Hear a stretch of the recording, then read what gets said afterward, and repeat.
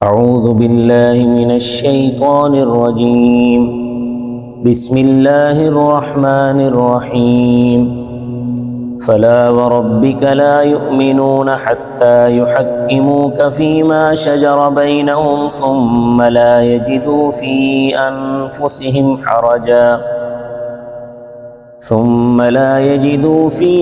أنفسهم حرجا مما قضيت ويسلموا تسليما. صدق اللہ العظیم. اس سے پہلی آیتوں میں بشیر نامی منافق اور یہودی کے درمیان جھگڑے کے متعلق ذکر ہوا تھا کہ منافق حضرت صلی اللہ علیہ وسلم کے فیصلے پر راضی نہیں ہوا تھا اور حضرت عمر رضی اللہ تعالیٰ عنہ نے اس کا سر قلم کر دیا تھا. اس پر منافقوں نے احتجاج کیا کہ ہم مومن ہیں.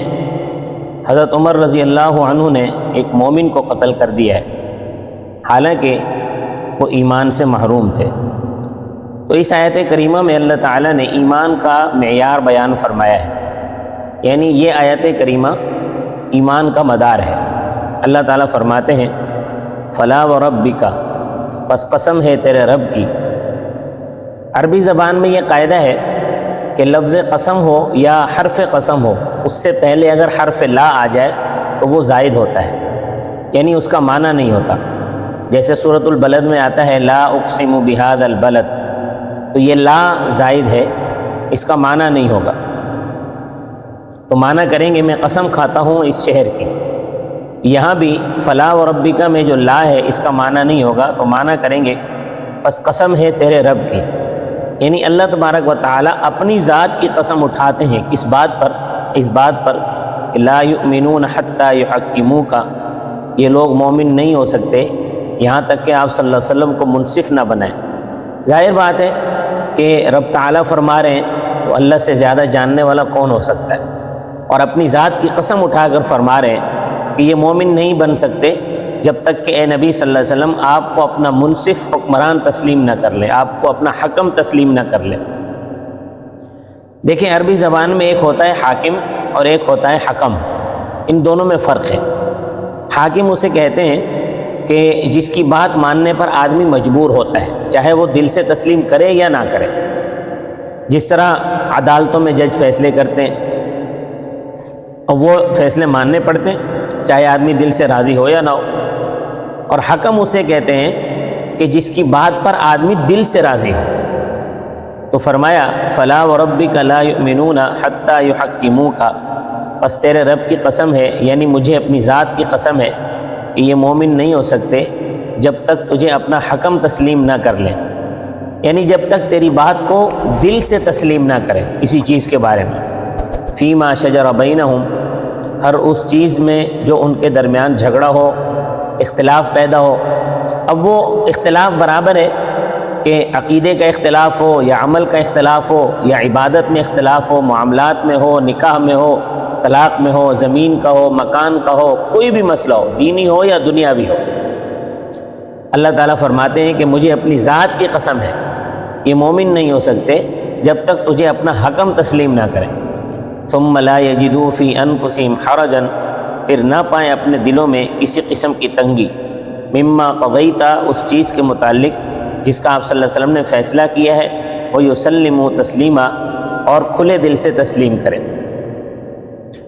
اب ہمیں ذرا ٹھنڈے دل سے اپنے گریبانوں میں منہ ڈال کر سوچنا چاہیے اور اپنے گھروں میں جا کر غور و فکر کرنا چاہیے کہ قرآن پاک کی اس آیت کریمہ میں جو کچھ رب تعالیٰ نے فرمایا ہے، کیا ہم اس کو بے قیل و قال تسلیم کرتے ہیں کہ واقعی حضرت صلی اللہ علیہ وسلم کے ہر فیصلے پر ہم عمل کرتے ہیں؟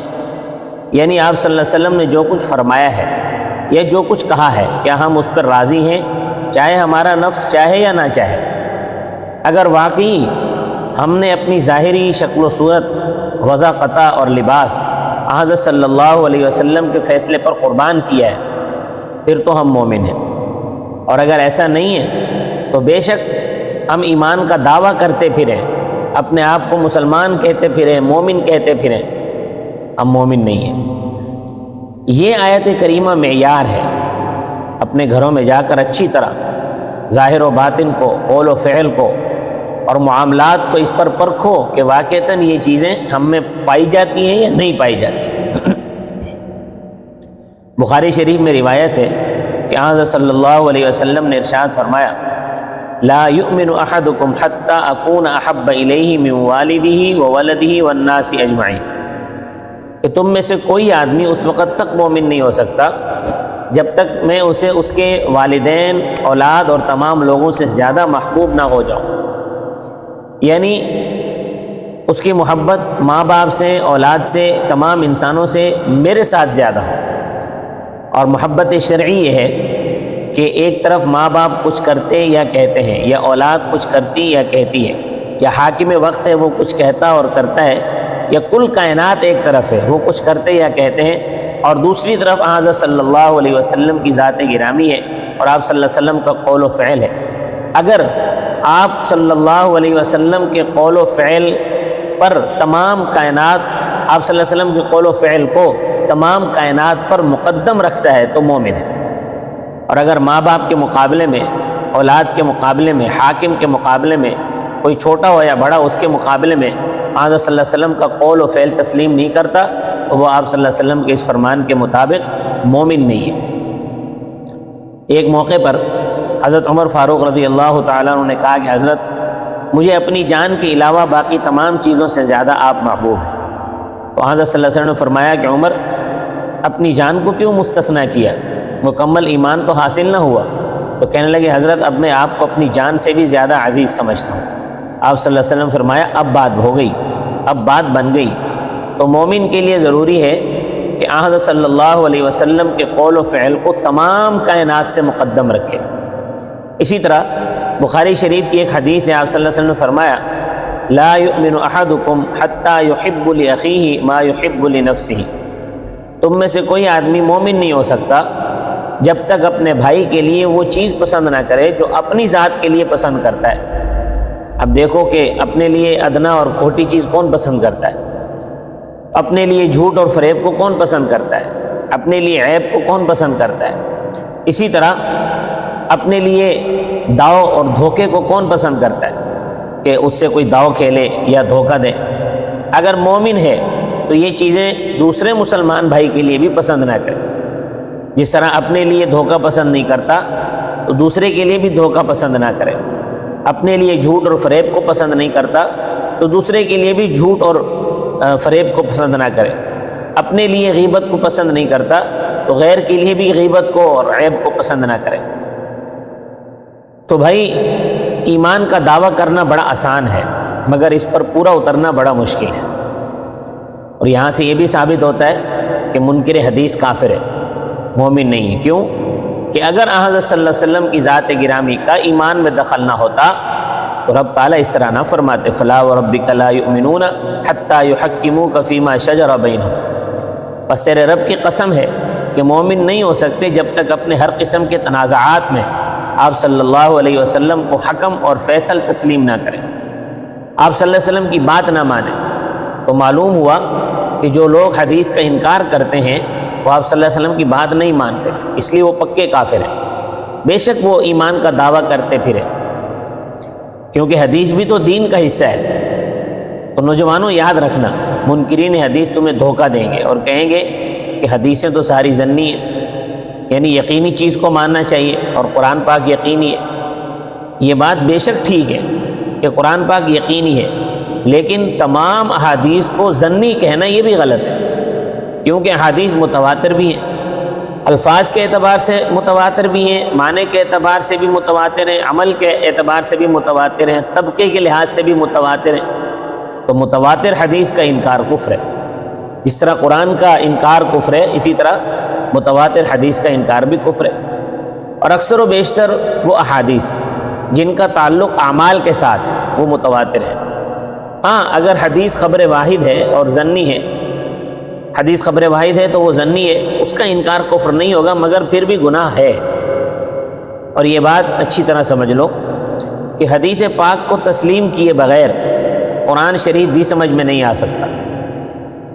مثلا قرآن پاک میں آتا ہے اقیم الصلاۃ، نماز کو قائم کرو، مگر قرآن پاک میں یہ تفصیل نہیں ہے کہ قائم کس طرح کرنا ہے، تعداد رکعت کی بھی تفصیل نہیں ہے کہ فجر کی کتنی رکعتیں ہیں، ظہر کی کتنی رکعتیں ہیں، عصر کی کتنی رکعتیں ہیں، مغرب اور عشاء کی کتنی رکعتیں ہیں، جمعے کی کتنی رکعتیں، اس کی کوئی تفصیل قرآن پاک میں نہیں ہے، یہ احادیث میں بیان ہوئی ہے۔ اسی طرح قرآن پاک میں آتا ہے وَآتُوا الزَّکَاةَ، تم زکوٰۃ دو، اس چیز کی تفصیل اور وضاحت قرآن پاک میں نہیں ہے کہ سونا کتنا ہو تو زکوٰۃ لازم آتی ہے اور کتنی لازم آتی ہے، اس کی بھی کوئی تفصیل نہیں ہے۔ یہ ساری تفصیلیں احادیث میں، اگر احادیث نہیں مانو گے تو اقیموا الصلاۃ پر کس طرح عمل کرو گے، وآتوا الزکوٰۃ پر کس طرح عمل کرو گے؟ یا مثلا قرآن پاک میں آتا ہے وَلْيَطَّوَّفُوا بِالْبَيْتِ الْعَتِيقِ، کہ جو حج کرنے والے عمرہ کرنے والے ہیں میرے گھر کا طواف کریں، لیکن قرآن پاک میں یہ تفصیل نہیں ہے کہ طواف کہاں سے شروع کرنا ہے اور کہاں سے ختم کرنا ہے، کہاں پر ختم کرنا ہے، اور طواف کے کتنے چکر لگانے ہیں، اس کی بھی کوئی تفصیل نہیں ہے۔ اسی طرح قرآن کریم میں سعی بین الصفا والمروہ کا ذکر ہے، لیکن اس بات کی تفصیل نہیں ہے کہ سعی کے کتنے چکر ہیں اور کہاں سے شروع ہوں گے، کہاں پر ختم کرنی ہے سعی۔ تو اگر احادیث کا انکار کریں گے تو پھر ان آیات پر کس طرح عمل ہوگا؟ کر ہی نہیں سکتے۔ تو یہ لوگ گمراہی کا راستہ کھولنے کے لیے احادیث کا انکار کرتے ہیں، اور بہت سارے بے دین صحافی ان سے بڑی بڑی رقمیں لے کر تدبیر سے باطل عقیدے پھیلاتے ہیں۔ کوئی صحابہ کرام رضی اللہ عنہ پر زبان درازی کرتا ہے اور صحابہ کرام سے اعتماد کو اٹھانے کی کوشش کرتا ہے، کوئی محدثین رحمۃ اللہ علیہم پر اعتراض کر کے اعتماد اٹھانے کی کوشش کرتا ہے، کوئی ائمہ مجتہدین اور فقہاء کرام رحمہم اللہ تعالیٰ پر برستا ہے، ان سے اعتماد اٹھانے کی کوشش کرتا ہے۔ یہ سارے بڑے لوگ تھے، ان کی وجہ سے ہمیں دین نصیب ہوا ہے، ان پر اعتماد کیے بغیر دین نہیں بچ سکتا۔ اس لیے اس آیت کی روشنی میں ہمیں یہ بات سمجھنی چاہیے کہ ہمیں اپنے تمام معاملات میں، چاہے وہ معاملات دینی ہو یا دنیاوی ہو، ان تمام معاملات میں رسول اللہ صلی اللہ علیہ وسلم کے فیصلے کو، آپ صلی اللہ علیہ وسلم کے فرامین کو مقدم رکھنا چاہیے، تب تو ہم پکے مومن بن سکتے ہیں، ورنہ ہمارا ایمان کوئی نہیں ہے۔ اللہ تبارک و تعالی مجھے اور آپ عمل کی توفیق عطا فرمائے۔ وما علینا الا البلاغ المبین۔